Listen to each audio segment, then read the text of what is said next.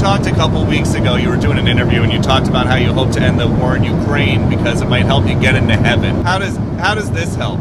Does this help? I mean, you know, I'm being a little cute. I don't think there's anything going to get me in heaven, okay? I really don't. I think I'm not maybe heaven bound. I may be in heaven right now as we fly in Air Force One. I'm not sure I'm going to be able to make heaven. Bro, that's honestly like, I feel like you can hear a little emotion in him. It is a wonderful and good thing to have a president that cares about heaven. Like, this is actually a bigger deal than I think people will realize. He might be saved.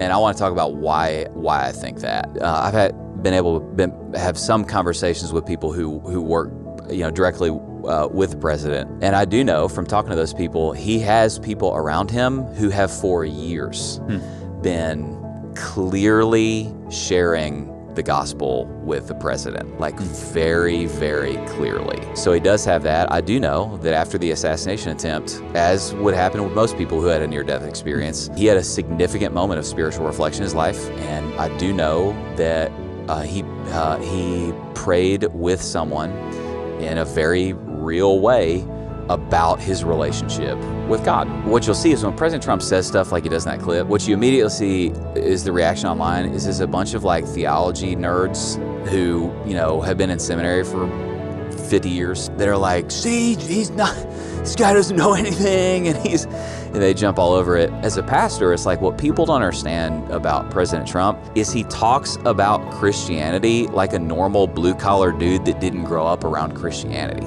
Like when I'm in the lobby and I'm praying with normal blue-collar dudes that didn't grow up around Christianity to get saved, like they're saying the F word in their salvation prayer. Yeah. Like actually, there are people at our Mesquite campus are putting weed in the offering basket. The theology nerd online would be like, oh, look at these degenerate, they're clearly not saved. Honestly, I think the Lord is so pleased. I think he's going, man, in the way that they know how, with their best understanding, they're trying to honor me. Bro, here's what I got in my heart. What if President Trump trusts Jesus, becomes the first president that I'm aware of in United States history to be converted while he's in office? And can you imagine like him getting baptized on the South Lawn?